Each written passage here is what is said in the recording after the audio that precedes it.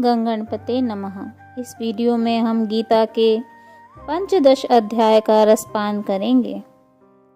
श्री भगवान ने कहा, हे अर्जुन, इस संसार को अविनाशी वृक्ष कहा गया है, जिसकी जड़ें ऊपर की ओर और शाखाएं नीचे की ओर, तथा इस वृक्ष के पत्ते वैदिक स्रोत हैं।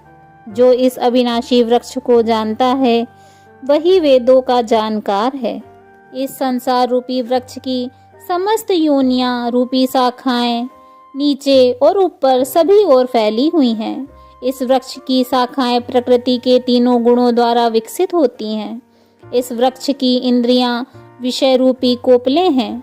इस वृक्ष की जड़ों का विस्तार नीचे की ओर भी होता है, जो कि सकाम कर्म रूप से मनुष्यों के लिए फल रूपी बंधन उत्पन्न करती है। इस संसार रूपी वृक्ष के वास्तविक स्वरूप का अनुभव इस जगत में नहीं किया जा सकता है, क्योंकि न तो इसका आदि है और न ही इसका अंत है और न ही इसका कोई आधार है। अत्यंत दृढ़ता से स्थित इस वृक्ष को केवल वैराग्य रूपी हथियार के द्वारा ही काटा जा सकता है।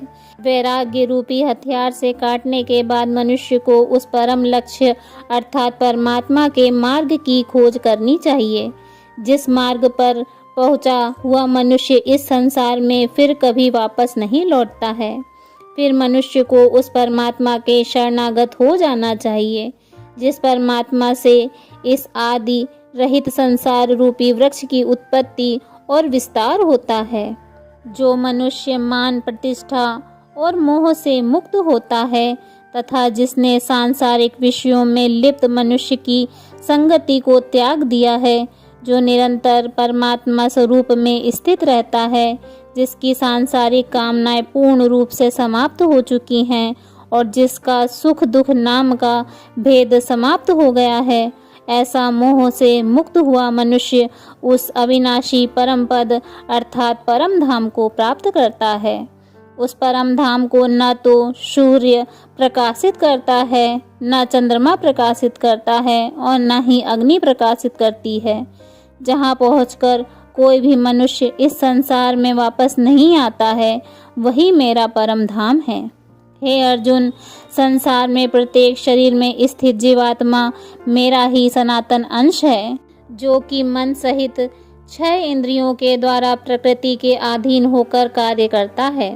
शरीर का स्वामी जीवात्मा 6 इंद्रियों के कार्यों को संस्कार रूप में ग्रहण करके एक शरीर का त्याग करके दूसरे शरीर में उसी प्रकार चला जाता है, जिस प्रकार वायु गंध को एक स्थान से ग्रहण करके दूसरे स्थान में ले जाती है।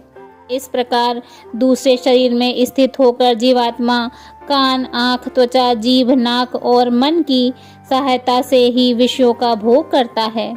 जीवात्मा शरीर का किस प्रकार त्याग कर सकती है, किस प्रकार शरीर में स्थित रहती है और किस प्रकार प्रकृति के गुणों के अधीन होकर विषयों का भोग करती है, मूर्ख मनुष्य कभी भी इस प्रक्रिया को नहीं देख पाते हैं।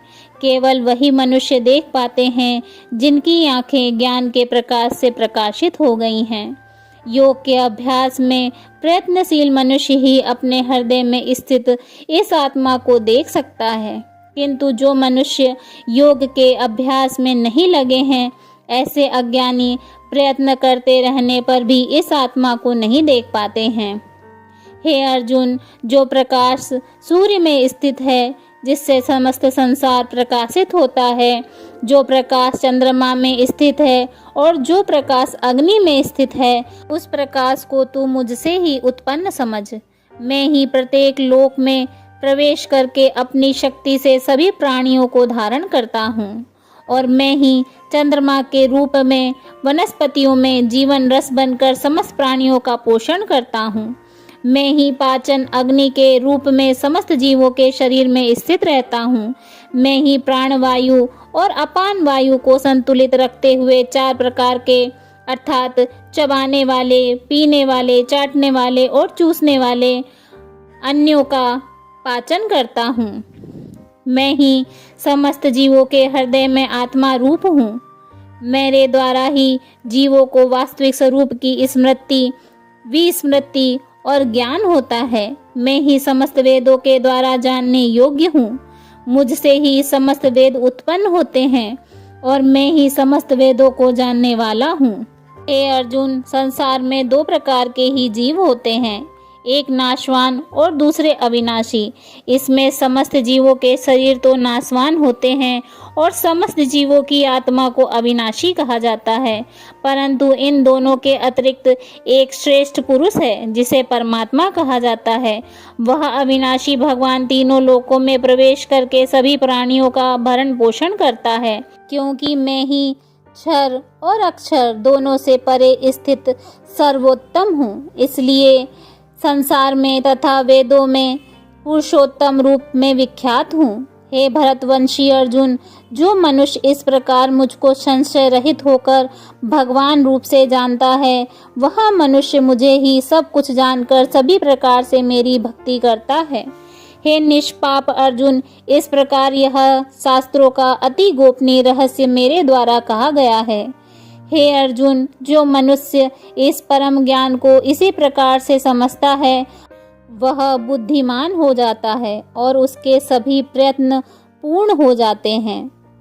ओम तत्सदिति श्रीमद् भगवद गीता सूपनिषत्सु ब्रह्म विद्याया योग शास्त्रे श्री कृष्ण अर्जुन संवादे पुरुषोत्तम योगो नाम पंचदशो अध्यायः। इस प्रकार उपनिषद, ब्रह्म विद्या तथा योग शास्त्र रूप श्रीमद् भगवद गीता के श्री कृष्ण अर्जुन संवाद में पुरुषोत्तम योग नाम का 15वां अध्याय संपूर्ण हुआ।